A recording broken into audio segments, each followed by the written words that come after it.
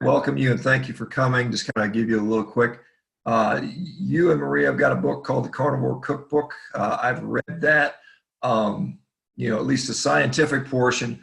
I didn't read all the recipes because I just kind of, sorry, they look right, thumb to them. They look very tasty, but like I said, mostly I just cook a bunch of steaks. But so I want to congratulate you on that. It looks like it's doing reasonably well as well.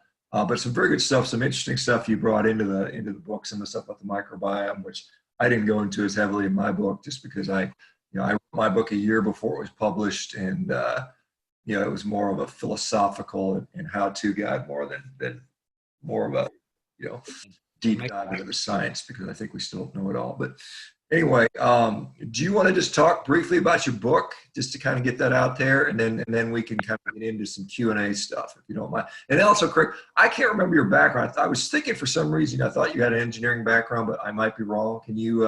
Engineering is my degree. Yeah. I thought so. Yeah. Okay. 15 years I've been studying. I left that and just was helping Maria in the whole keto space and studying biology and nutrition that whole time. Gotcha. Okay. So tell us a little bit about the book, and then we can get into the Q&A stuff. And I'm sure we'll have some questions lined up, and I think we already do. Sure. So the book came a little bit, with our experience, what happened to us. And when I say that, I'm talking about myself. And, Maria and I have been keto for over 20, she's been doing this for 20 years. And so we've been helping clients for a long time with that. And I was keto at least 15 years, probably 16 years. And I felt amazing, everything you feel with getting the carbs way down and going keto.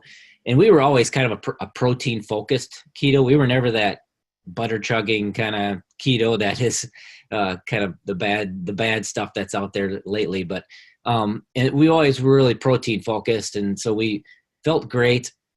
And then about 8 years ago, I started getting this pain, and I thought it was from an old football injury I got in high school, or I damaged a disc in my back. And so I just didn't think of anything of it. And the pain kept moving up my back and got worse. And it was a constant pain. It was always there instead of like a slipped disc like I used to get. And so I knew something was wrong, and it kept going up into my neck. Pretty soon I was losing mobility. And after about 5-6 years, I knew something just wasn't right. And so I went and got a bunch of tests done, finally found out I had Lyme disease. And at that point I did a bunch of treatments, but one of the things I did was go carnivore. And so about the last almost 2 years, I've been strictly carnivore, and that has helped more than anything I've tried with pain. And that led us to eventually this book with our own experience with it. And the book I wanted to kind of lay out, so we kind of divided it up. And that's one thing that we're blessed to have Maria and I both be able to commit our time to this, because, she is a whiz with recipes and coming up with different options and things with the recipes. And then I dive into the science with my, engineering background. I love diving into that stuff. And so when I was doing my research, one of the things you mentioned that I found was this study on the gut microbiome, which I thought was really interesting. Not only because, that's a big question with people with carnivore, but this study was really well done. Usually these kind of studies, they either have poor methods or, like so many of these keto studies that the keto version is like soybean oil and crap, where this was all whole foods based. It was a randomized controlled trial. It was, proper, real good methods. They took 2 groups of people and they randomized them, and they got 2 separate groups. So it went basically everybody was coming from standard American diet, but one group on 100% plant-based and the other group 100% animal-based. And it was good. Again, it was, steaks and, eggs and bacon in the morning and all of that. And then they looked at their gut microbiome. And what was really interesting is how fast the biome shifted. Within 24 hours of the new diet hitting the gut, the biome shifted drastically in both cases. there's alpha diversity and beta diversity, and alpha diversity is the diversity of the bugs. So how many different gut bugs were there, different strains. And then there's beta diversity, which is how much of each strain were there. Well, the interesting thing is on both situations, the alpha diversity didn't really change much. They all had the same types of gut bugs going totally vegetarian, so you had all the same strains were still there. But the amounts of each type of strain changes a lot, which makes sense. The gut bugs that like meat, they go up. The ones that like plants go down if you're carnivore. So you're just feeding different gut bugs, right? And so I thought that was really enlightening. But one of the coolest things in the study is they looked at the markers for gene expression. And one of the markers they looked at was vitamin biosynthesis. So the genes responsible for synthesizing vitamins. In vegetarians, it didn't change at all from standard American diet. In carnivores, it went through the roof. Suddenly you had all these genes for synthesizing vitamins. Why? Because you're getting all these bioavailable nutrients from the meat, and you don't have the plants to leach those nutrients away from you. So you're getting this huge dose of nutrients that the body wasn't getting on a standard American diet or on vegetarian. So I thought that was one of the coolest studies, and I wanted to explain that quite a bit in the book.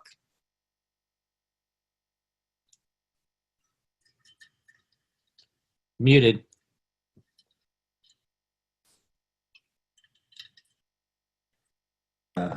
My dog is barking in the background, so I muted. But so there's a number of people that have been on this carnivore diet that have gone, have had success with Lyme disease. And obviously, as someone who's had Lyme disease, I'm sure you've looked into it extensively, I assume. Can you comment on why you think the diet in particular has been efficacious for Lyme disease? Yeah, I've thought about that. And, in my, nobody understands chronic Lyme as much as anybody who's had it. It's one of these things that can really just debilitate you. I had been, a meat focused, almost carnivore for a lot of years when I was diagnosed. And one of the reasons I was able to be diagnosed is, first of all, anybody who's got Lyme disease or is tested for Lyme, first they usually do a standard Western blot Lyme test, which is, it's really just, if you talk to Lyme experts, they say it's about 70% false negative. And that's really bad because Lyme disease is something that if you catch it early enough, it's fairly easy to treat. Leave your message for. But the problem is when you get these false negatives, now so many people think, I don't have Lyme, it's got to be something else. And they go down these rat holes for years trying to figure out what their problem is, when really it was just a bad test. And so one of the big things with Lyme is getting a proper test, like an IGeneX test that tests all the bands and all the strains. That's a big thing to get diagnosed properly. But what Lyme does, what the way I started to figure it out is I was just sick of what was going on, and I went to a doctor I trusted and said, here's all the tests I want run. I got to figure out what's wrong with me. And everything was great except for two things. My CRP, which is your inflammation marker, was 50. And that was eating, no sugar, very low inflammation diet.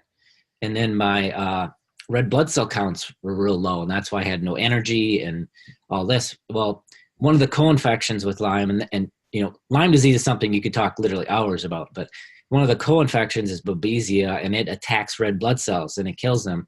And that's why I had low blood cell counts, even though I was eating tons of red meat, and my iron was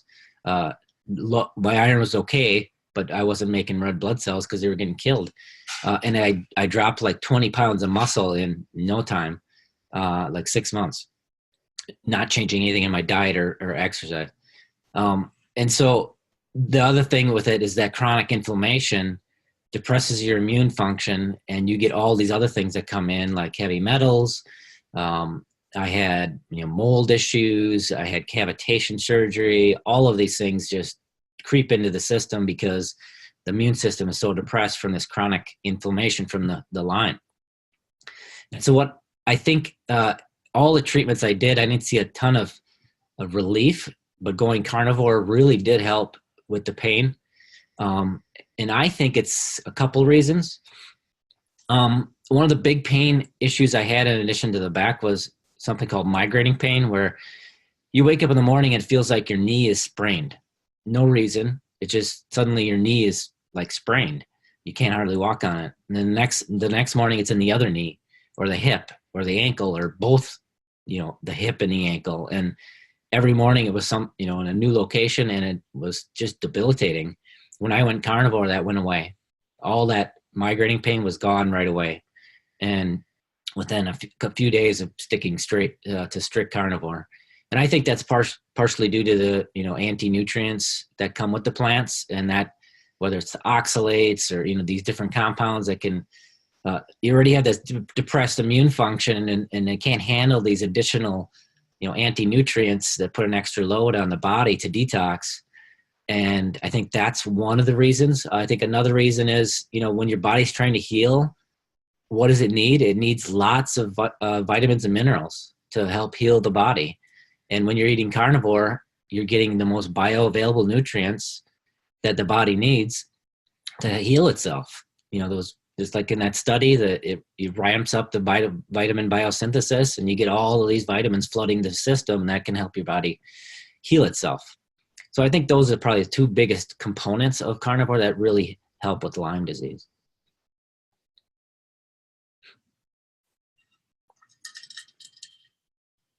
Muted, Sean. Yep.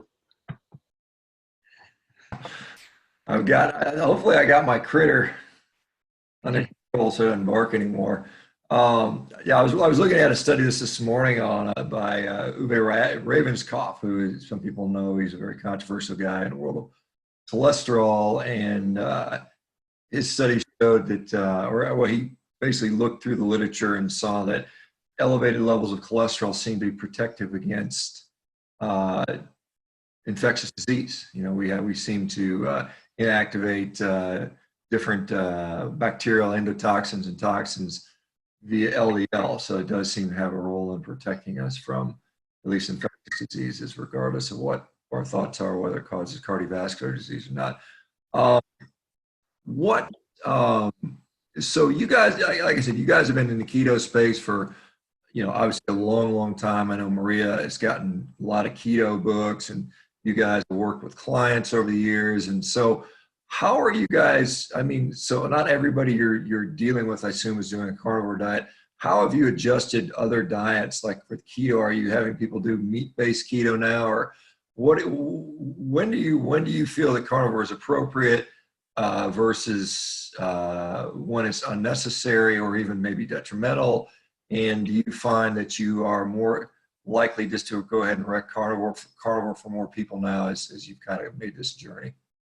I think we're definitely more readily, going to recommend it in certain situations. I think the real question is, what's your why? Why do you want to do carnivore? That really determines how you do carnivore in our mind, as well as, whether or not to do carnivore. If your why is Lyme disease or bipolar disease or, chronic pain like fibromyalgia or some of these conditions, autoimmune issues, then we like to put people right to just beef and salt to start, just because that really eliminates everything that could be causing them issues. Then they can build back on and add some other proteins, and in the book, we kind of made these levels for that reason, to add in different proteins, maybe add in eggs, maybe try dairy, because dairy is a pretty common allergen, and find out what works for you and keeps your autoimmune or your bipolar or your Lyme disease under control, but still, provide enough variety in the diet to keep you happy. But if your why is just, I want to check it out, I want to see how I feel, then you can kind of start however you like. You can come in and eat whatever proteins you like and start. It kind of determines a little bit different how we approach it. But I think it's important, if you've got those chronic issues, to really kind of strip down to just beef and salt to start, and then build back on what you can and see what you can tolerate at that point. Is your, with a ketogenic background, are you still steering more to ketogenic macro ratios? Do you feel you have to be in ketosis to be successful on a carnivore diet? Does everybody need to be in ketosis? How do you deal with that? Yeah, that's we get questions a lot of time on social media. I thought you were keto and now you're carnivore. What's the deal? And in reality, so it depends a little bit on what you define as ketosis, right? For us to be in a state of ketosis or nutritional ketosis is shifting your body from primarily burning glucose as fuel to primarily burning fat as fuel. That only has one requirement, and that is to keep your carbs low enough. If you do that, you're going to be in nutritional ketosis. So to us, carnivore is keto. It's just a subset of keto. You eliminate all the plants. And so as long as you keep carbs low enough, the body's going to have to use, it doesn't really like to use protein as fuel, right? I mean, you understand how that process works. It's a very energy intensive process to turn protein into fuel, into glucose. And so it doesn't do it unless it has to. And so it's going to burn fat as its primary fuel when you eliminate the carbs. So to us, it's, we don't see it as much of a black and white as it is, we used to tell people at keto, back in 20 years ago when we were doing this, keto is just a subset of paleo, where you eliminate some of the, maple syrup and starchy foods and all that. It's a lot of the same principles, but just eliminating a lot of the carbs. I look at carnivore as just a subset of keto. You're just taking the plants out. You don't find that there's a protein threshold or a minimum amount of fat that you need to eat. I mean, I know, like, for instance, I eat, personally, 60, maybe 70% of my calories come from fat. Obviously some people are recommending 80%. If you look at the classic ketogenic type of fat ratios, 3 to 1, 4 to 1, whatever you're going to talk about. But many of us, particularly athletes, it seems, are eating quite a bit more protein than, maybe a classic ketogenic diet. And some people will say, well, that's going to, drive down your ketones, increase your blood glucose a little bit. Do you see that? Do you care about that? Do you measure ketones in this thing? Is there any advantage for that for most people? Well, we've always been focused on whole foods approach and macros mattering. And we never went into the percentages kind of thing, really. That's kind of something that came out in the last 3-4 years when keto got popular and people started pushing fat and you got to hit certain fat percentage and all this stuff. That's really a misunderstanding of what keto is, as well as, it's kind of the therapeutic keto from the epilepsy days that they're referring to. And that's a different situation when you're treating, epilepsy or seizures and you have to have high blood ketones.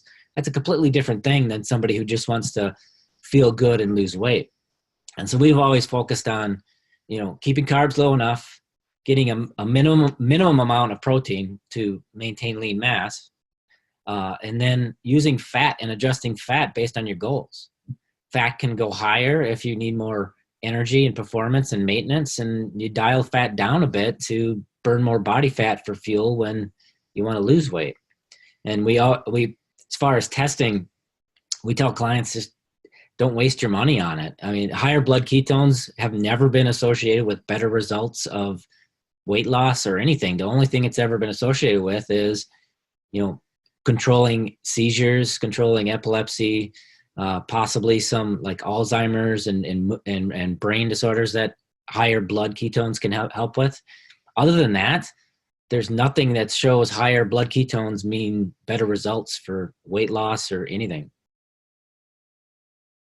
I've seen that, personally. And I just want to, before I get to the questions, there's a couple questions here, but you said minimum amount of protein. What do you find? How do you define that? We typically say, for an average person, not an athlete, like 0.8 times their lean mass. So lean mass, if somebody's make the math easy. 150-pound woman with 33% body fat would be 100 pounds of lean mass. So 0.8 would be 80 grams of protein minimum to maintain. Athletes probably want to go to 1 times their lean mass, or maybe even a bit more as a minimum. And if you get as you age, there's the leucine curve shifts. So if you get up to, above 60 years old, you want to up it to 1 or 1.2 as well to make sure you can maintain lean mass.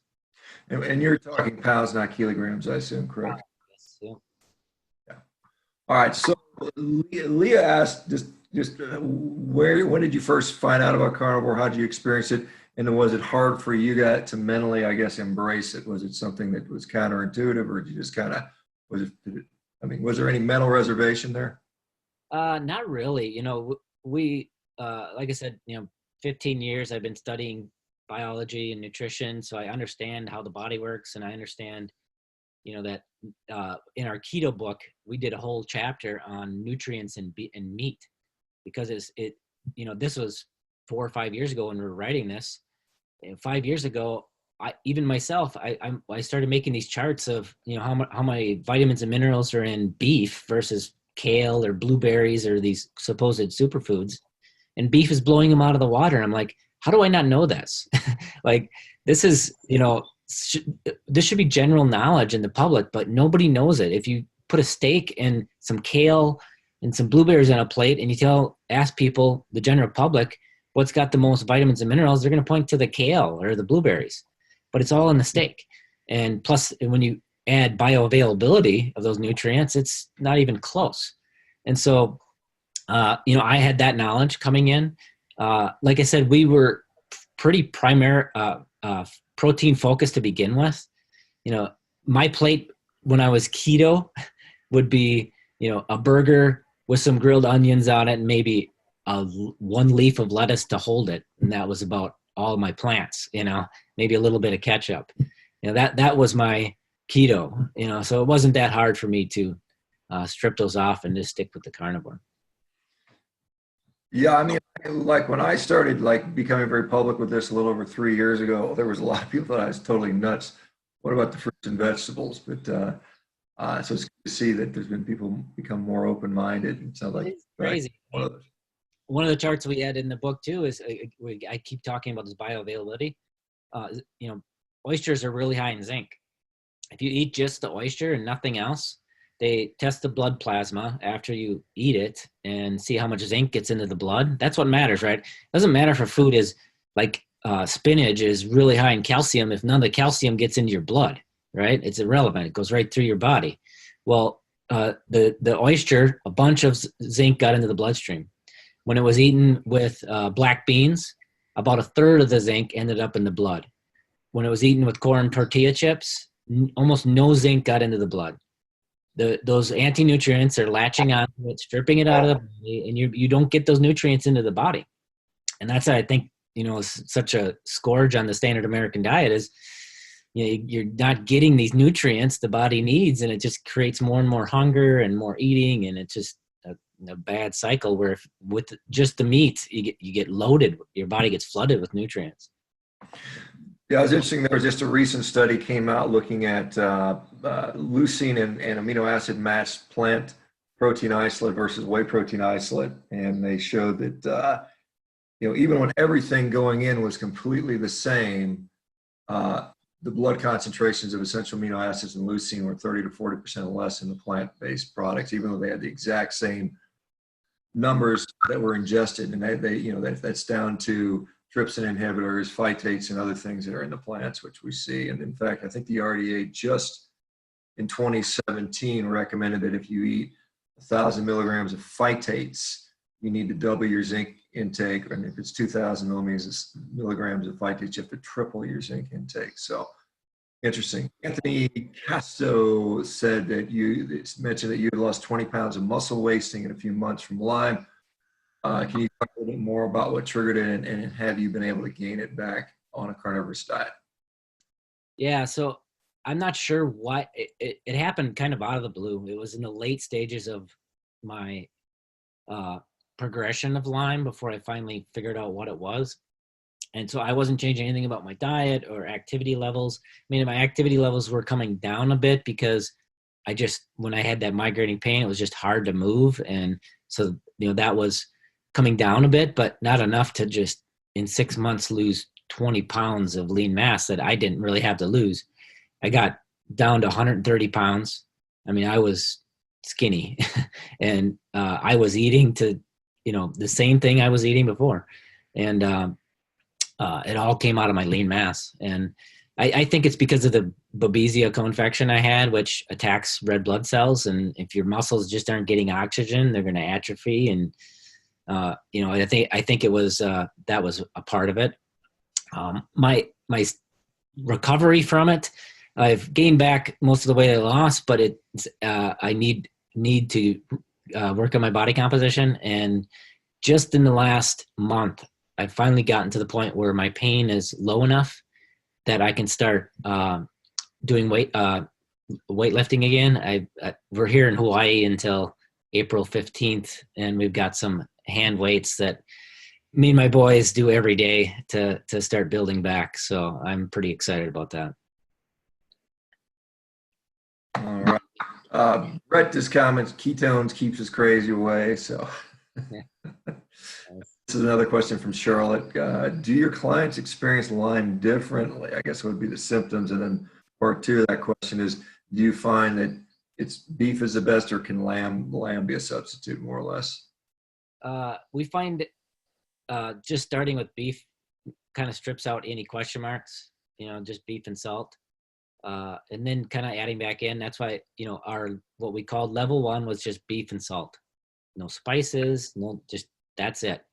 And then level 2, you start adding in other proteins, whether it's lamb or, bison are probably the closest ones you can start with, and then start branching out to maybe fish or seafood or whatever you want to add back into your diet and try it out, see how the body reacts.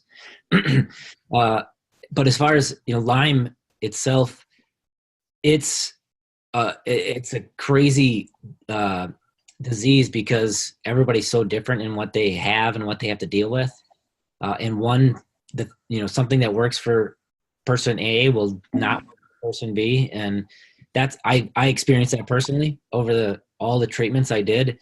We're in the public eye and people knew about this. So we would get, weekly suggestions. You should try this, or you should try this. And it was everything you could imagine, all these treatments that worked for somebody, and then, give it a try. And none of that really worked for me other than carnivore.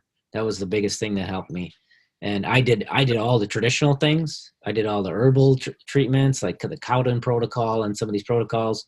I did 9 months of 3 high-powered antibiotics taken simultaneously for 9 straight months, and didn't see much of a difference in my pain. So, those things may have knocked down the Lyme itself, which then enabled me with carnivore to start building back. It's hard to say, but the one thing that's for sure with Lyme is everybody's got a different journey, because it's not just the Lyme. The Lyme, again, it depresses the immune function. So things that you normally can deal with, you can't deal with as well anymore because your immune system's depressed, your body's fighting this constant inflammation. And so, things like I had to get all my fillings, mercury, the silver amalgam fillings taken out because I had really high mercury levels. So I got those replaced. I had cavitation surgery, which is the cavities that are left by wisdom teeth that were removed. Those can get infections in them, and that the Lyme loves to sit in there and hide from antibiotics and things. So they opened up my jaw and they scraped out the infection on both of those. I had a root canal that also had a cavitation infection in it pulled out. The number of things that I went through for this is an amount of money, because back to the Western blot Lyme test, that's the standard of care, right? So I was negative on that test. So they say I don't have Lyme. Well, I got the IGeneX test about a year later, and it came back positive. But that's not the standard test. So my insurance company doesn't cover anything because I don't have Lyme. So I'm paying out of pocket for, these all these drugs and treatments. And, you know, it's hard for people with Lyme because there's not a one size fits all. You got to try all these things and figure out what works for you. All right, so Andalia comments that her vegan aunt can't continue her chemo until she takes shots to improve her white blood cells directly related to low zinc. I don't know if that's a question. I know that's probably a Neupogen shot. People get neutropenia when they undergo chemo and cancer. And so I don't know if, you know, whether it's related to low zinc or not. I don't know if you have a comment on that, Craig. I don't.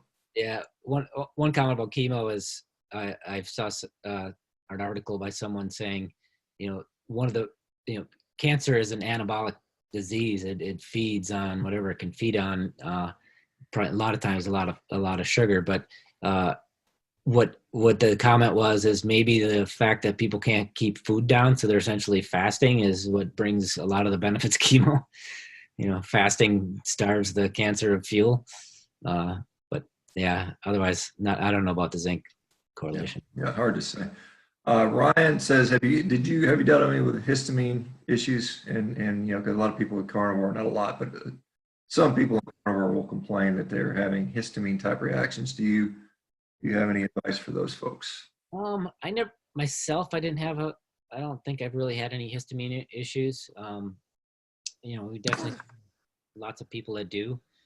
You know, and that's what's great at kind of using carnivore as an elimination diet, because you can strip all that stuff out, get your comfort zone. If you really do want to expand and eat other things, you can kind of add them back in and see how the body reacts. And if you have a bad reaction to foods that are high in histamines, well, then I would eliminate them and not eat them. You know, go by your body and what your body's telling you.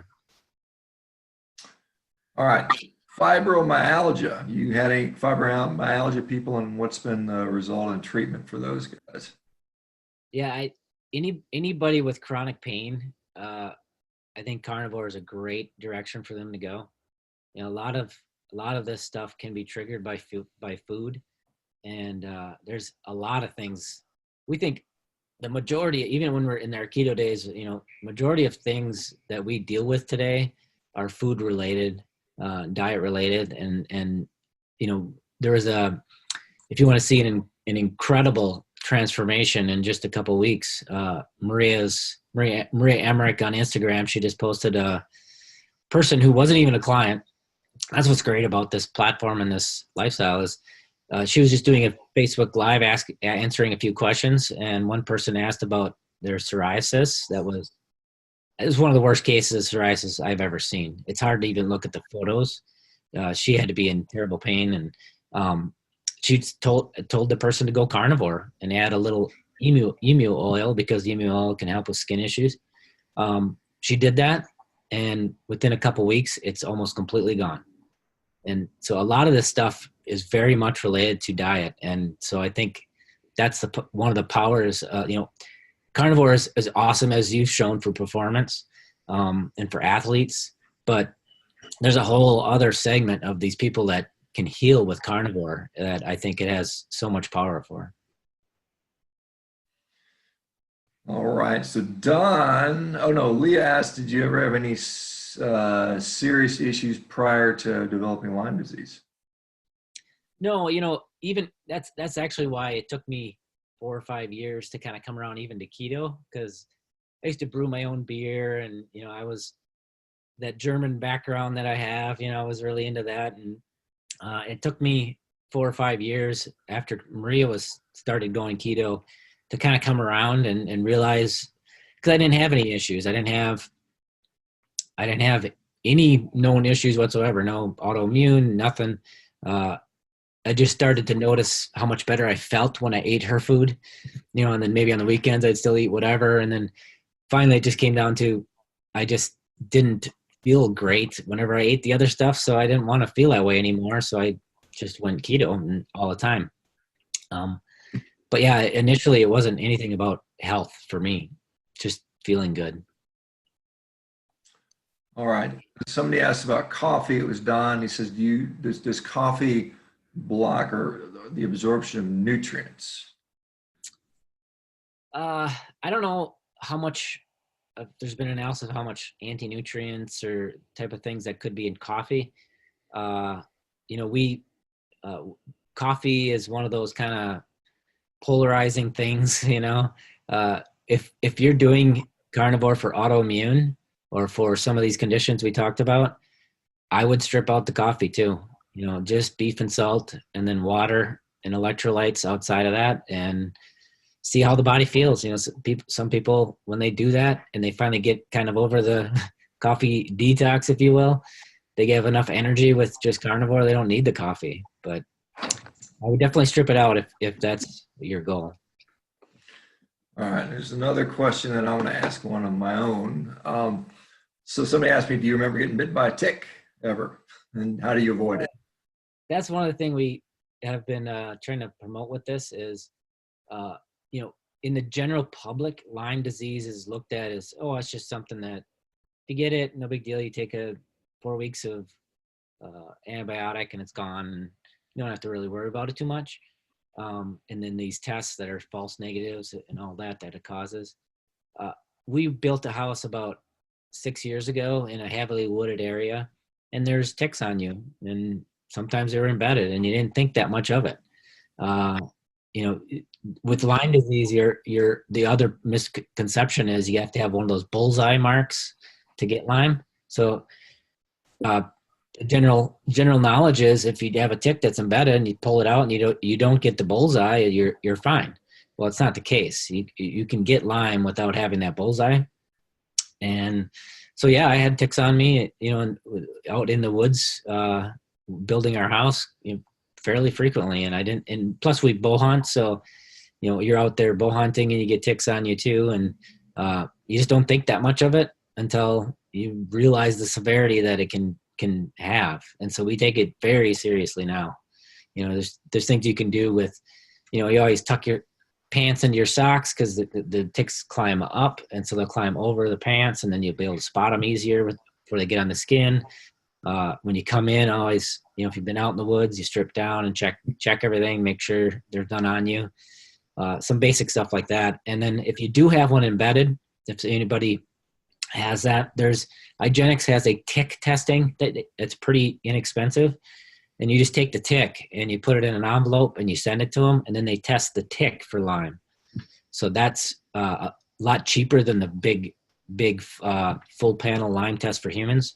And then you can know if the tick had Lyme, you might have Lyme, then you can go the next step. If the tick didn't have Lyme, you don't have to worry. All right, before I get to some more questions, I'm going to ask one of my own, because I saw recently, a week ago or so, that you and Maria had started getting censored, banned, restricted on Facebook and some of the other social media. Do you have any more info on why that's occurring or what happened, or is it purely algorithmic, or is there something more mass reported by vegans, or what do you think is going on with that? It's hard to say. One of the things so what happened is right around just towards the end of December, just before our carnivore book came out, I just suddenly got banned from posting in any groups, our own groups that we created, or any groups at all. I couldn't post. I could comment still on posts, but I couldn't post anything.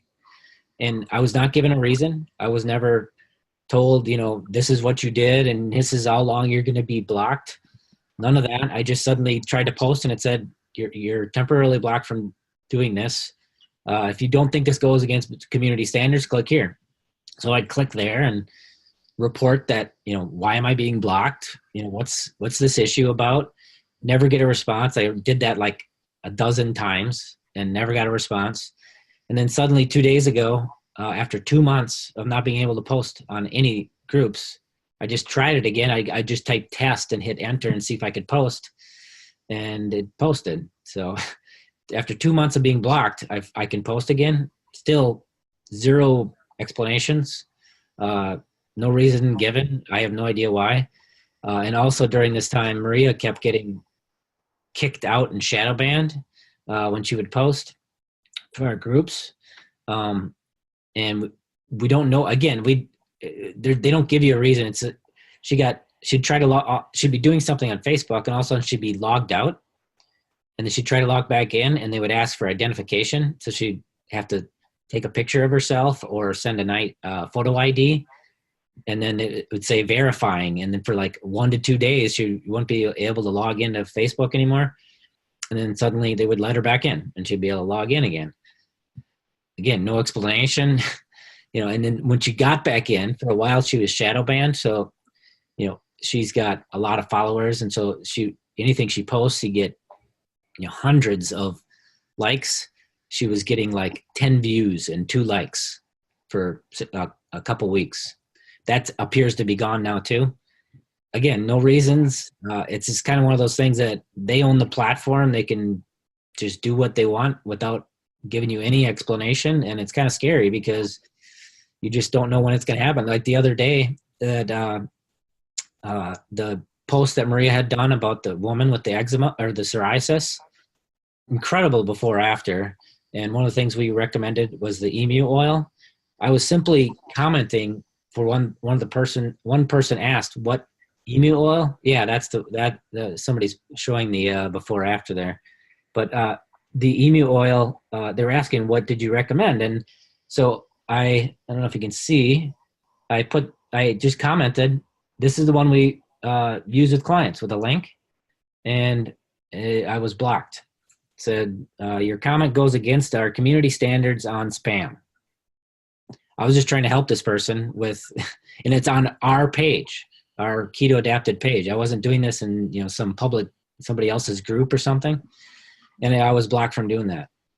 Again, it's hard to say why or what's going on, but it's definitely, we're getting filtered and censored for some reason. Is that page a private page or is it a public, open to everybody page? It's our Keto Adapted page, so it's public, open to everyone. Yeah, it's one of the reasons why we created this, quite honestly. Yeah. We're not subject to the whims of Zuckerberg and whoever else decides what's best for us.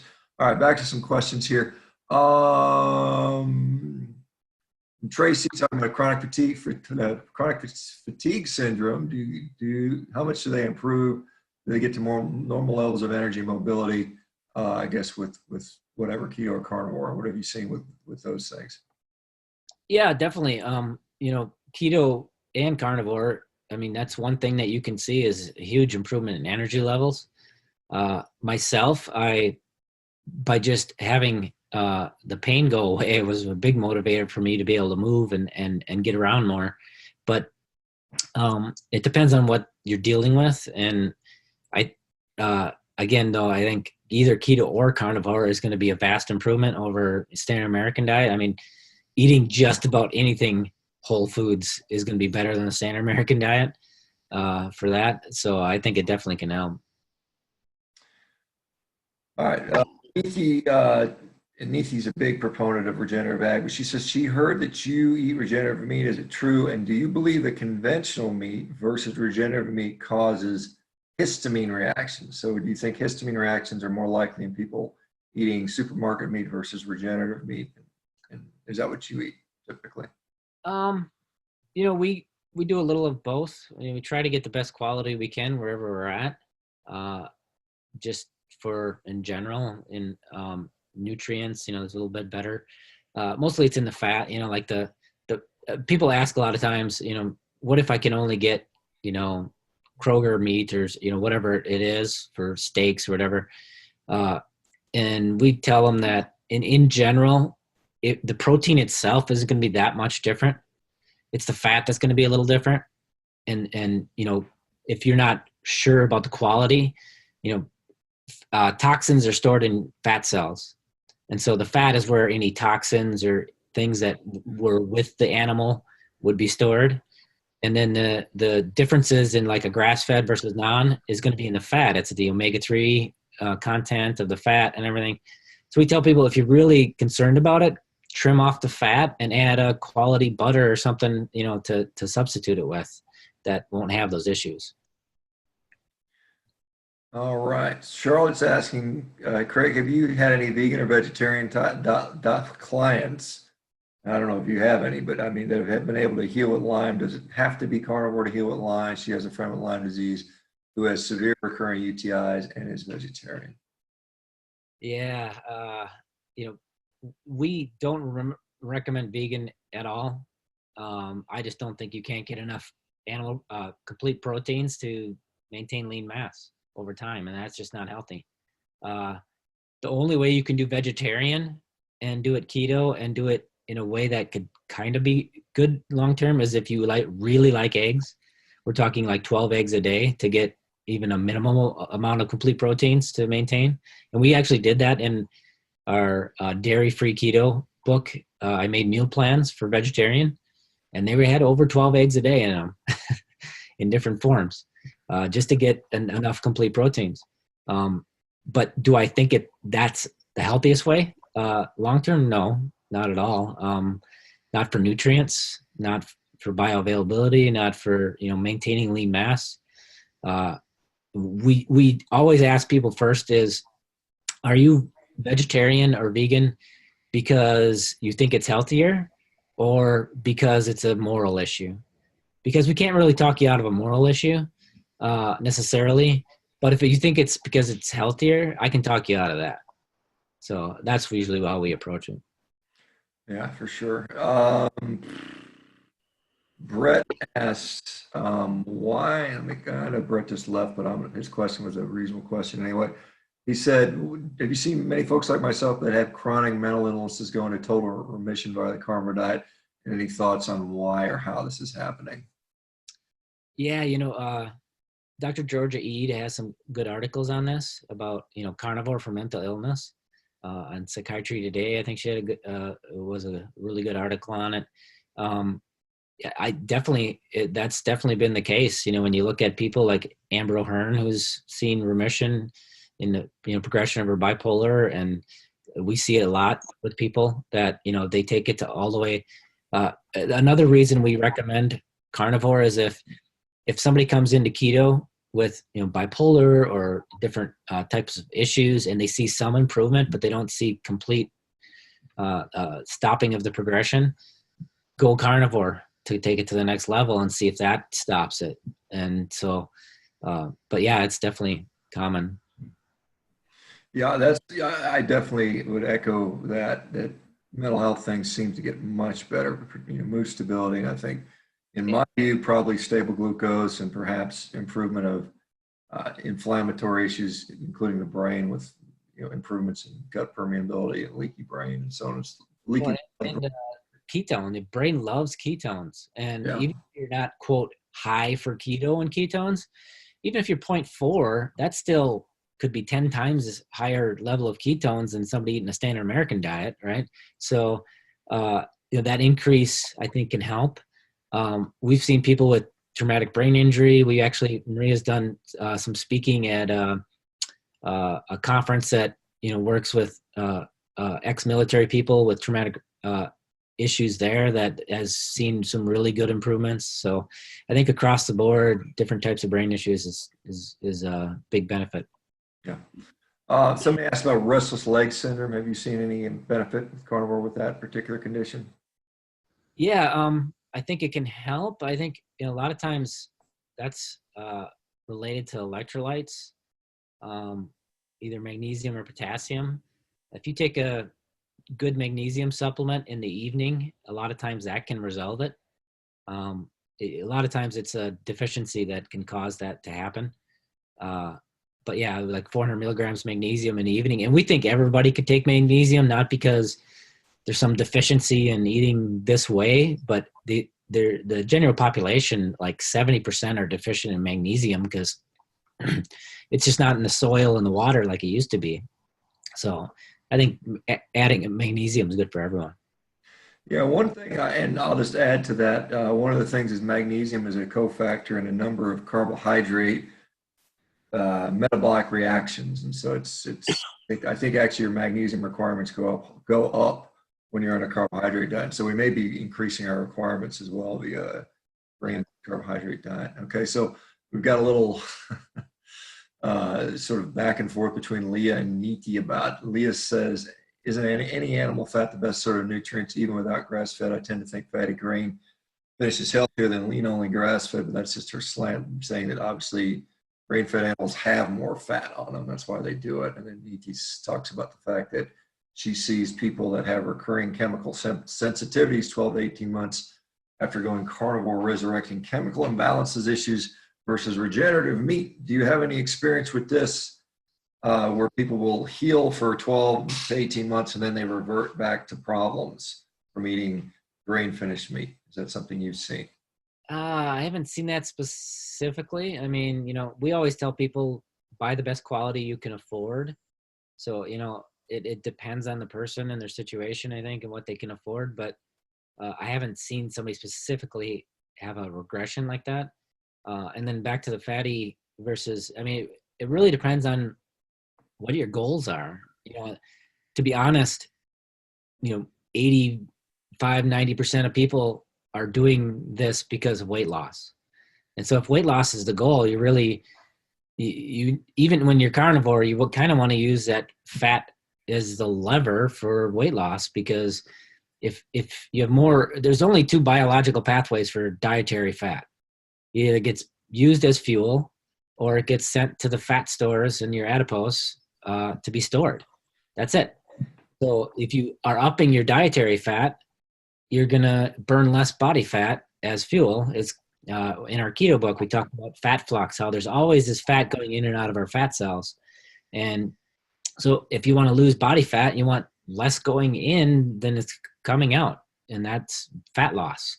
So you really still need to, if your goal is weight loss, you got to dial the fat down a little bit. And that's why in our book, we made the protein charts for all the cuts of meat. We sorted them by protein to energy ratio, so that all you got to do is go down the chart to get the leaner cuts with less fat to do weight loss, or move up them if you need more performance or maintenance to do the fattier cuts.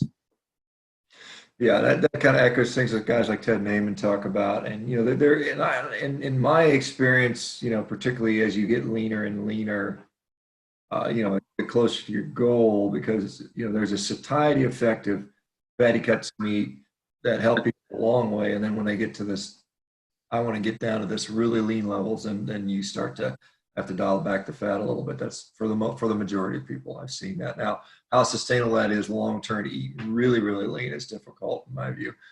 Phil comments that EMFs deplete magnesium, so it would be electromagnetic fields.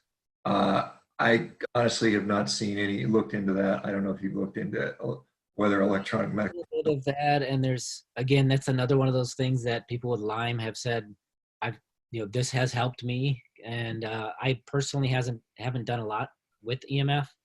The one thing I do is the red light therapy, and that does seem to help with, especially now that I'm lifting more, with recovery and pain. So I do the Juve lights.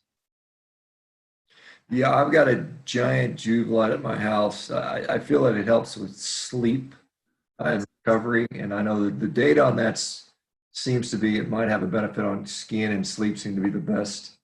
There's more solid research behind it. That's obviously controversial. Yeah. And then Stephen notes that his wife stopped having headaches when she dumped her Apple Watch. Yeah, I don't have it. I mean, I've got a phone, but other than that, I don't have any of those wearables. I just find. I'm guessing there's a big bio individuality to this, right? I mean, there may be some people that are more sensitive to that stuff than others. I mean, I can't say. I mean, I haven't seen any big studies or anything that talk about that, but I have had people that say, when they cut some things out, they feel better. So, who knows? Yeah, I mean, my sort of gut intuition about this is the effects are probably relatively small relative to other big things we can do, like just fixing our diet. But I mean, that's when I think when you're fine tuning things, that's where that comes in. Lisa talks about what type brand of magnesium supplement do you recommend? I have it from Restless Leg Syndrome. And then, is it mag citrate, or, what the different, there's obviously different formulations for magnesium. Do you have a preferred formulation around people like topicals? Obviously, what do you guys find to be most efficacious? We typically have people do the magnesium glycinate. Glycinate's one of the more bioavailable forms, so you get more absorption from it, and it's more effective.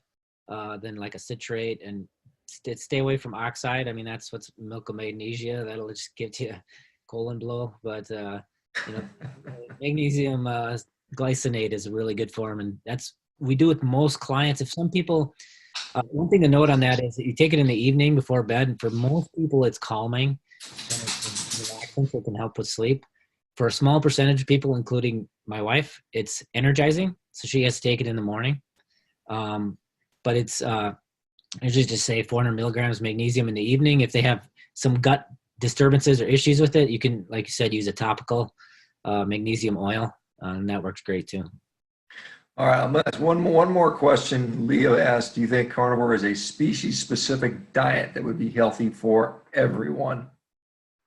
Yeah, I mean, in the book, I kind of went through some of those isotopic studies that have shown what, the early humans ate, and they were apex carnivores. I mean, it's clear from the nitrogen content in their bones that they ate primarily woolly mammoths, and I kind of laid the case out in the book of that evidence of anthropological evidence, then looking at things like our digestive tract compared to other primates, how our small intestine, which is good for processing meat, is like 3 times longer, and our large bowel is 3 times smaller, which is where you process plants.